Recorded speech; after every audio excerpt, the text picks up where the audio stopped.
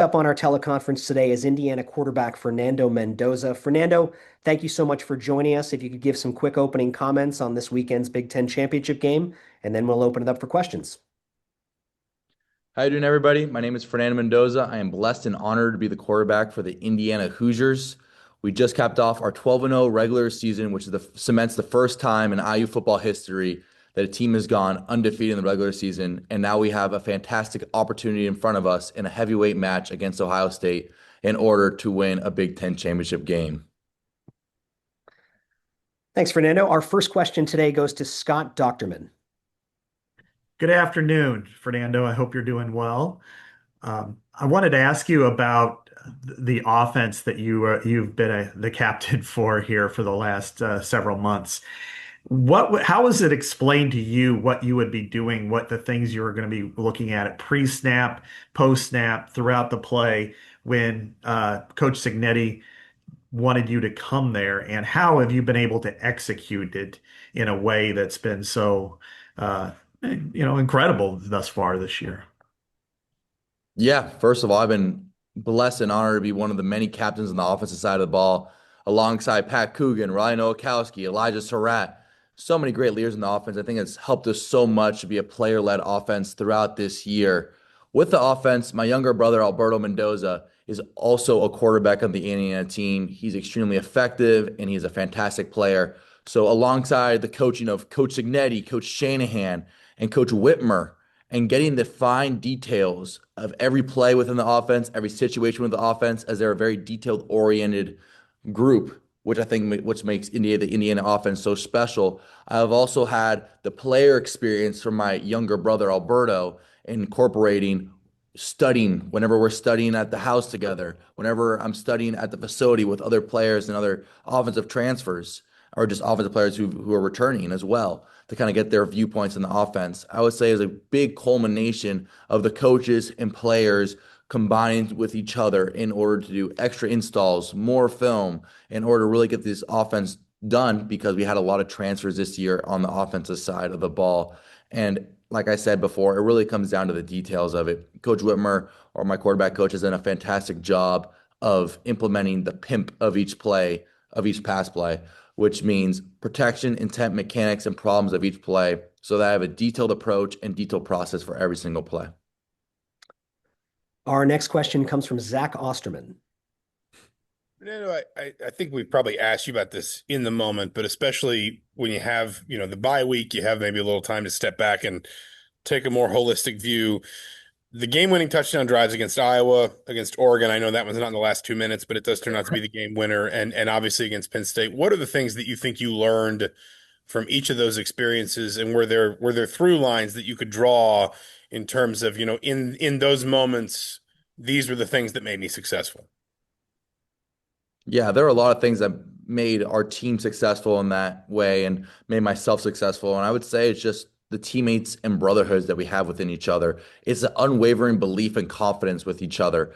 Once we got the Iowa game-winning drive, we had a feather in our cap where we're able to repeat what we did in Oregon. And then by the time we're at the Penn State game-winning drive, we're in the huddle saying, this is what we do. We win close games. We come back from behind and we win games like this.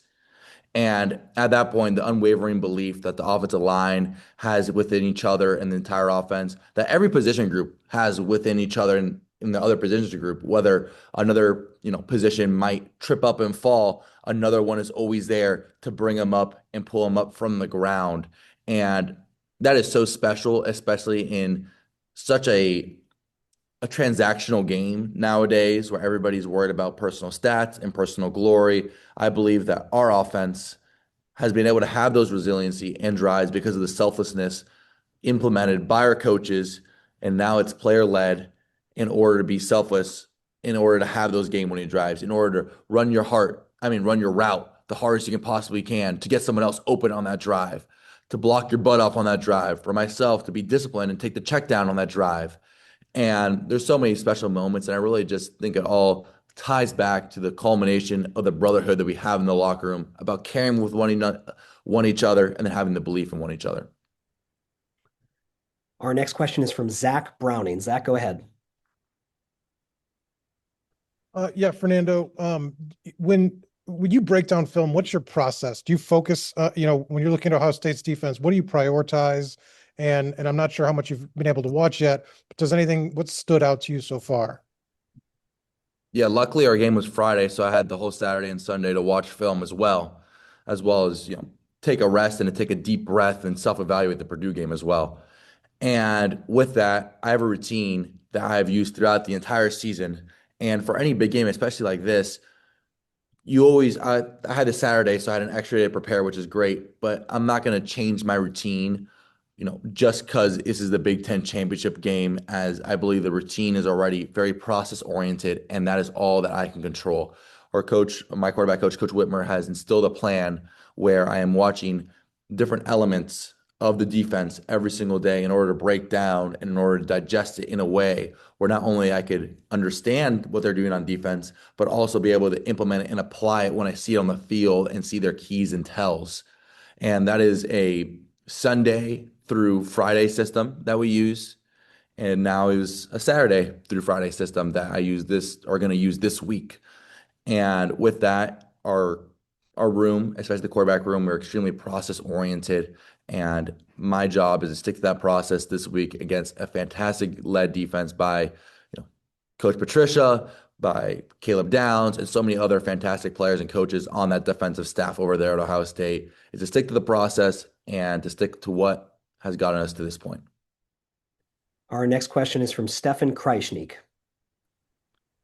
Fernando, I wanted to follow up there a little bit on Ohio State's defense. We've heard a lot of coaches and players and quarterbacks throughout the season talk about how difficult they are to, kind of digest pre-snap, but also how post-snap it might be something completely different than what you thought you were getting. I guess how much of that do you see on film and how difficult, I guess, is it to diagnose, what's going to be coming on any given snap against this team? Yeah, the Ohio State defense, Coach Patricia does a fantastic job. I was actually able to meet him 2 years ago at the Manning Passing Academy, and that guy is a fantastic football mind. I was a Patriots fan growing up, so I've been lucky enough to watch his defense for a long, long time. Not at that point, I wasn't watching defenses very technically, but just I've always had the pleasure of being a Coach Patricia fan.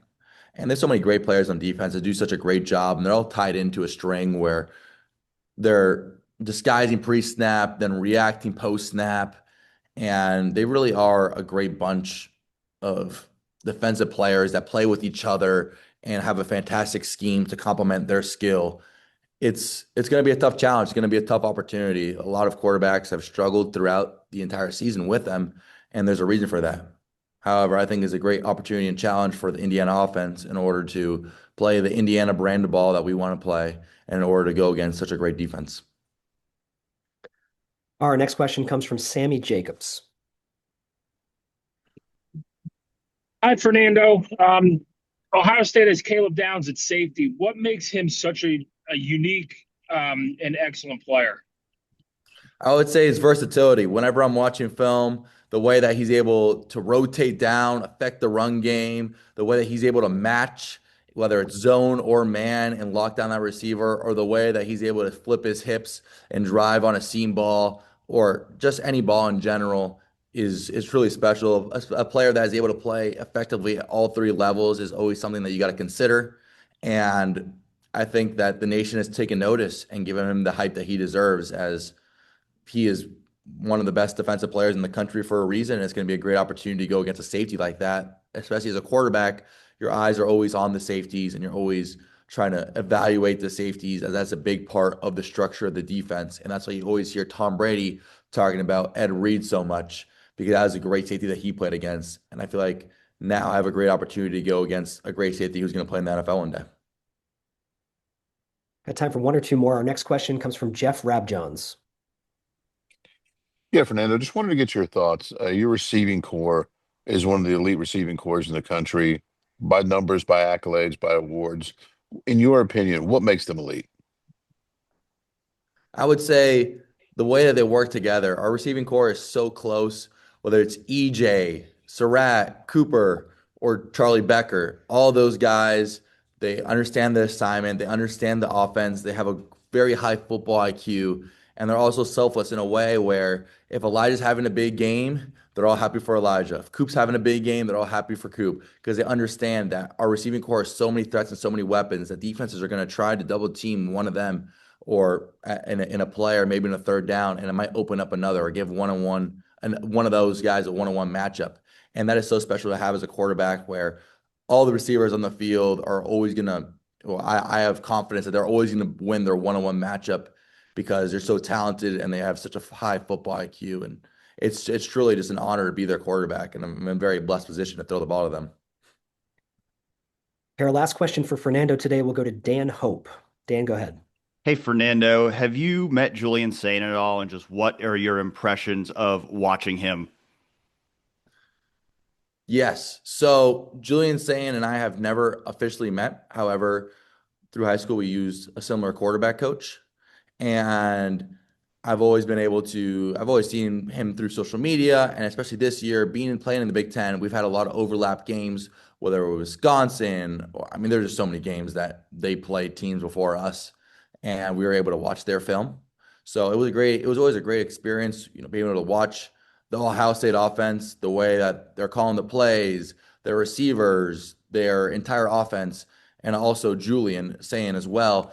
And I really respect Julian. He is so effective and he fits the offense perfectly. He, as a quarterback, I like to say that, stats aren't everything, but as a quarterback, I would say every quarterback prides himself on completion percentage, and his completion percentage is out of this world. To see that, it's a lot of respect from my part to his of having such a high completion percentage and being able to operate that offense as an X factor player over there. And it's going to be I believe it's going to be a great quarterback matchup, and it's an honor to play against him and hopefully to meet him for the first time after the game.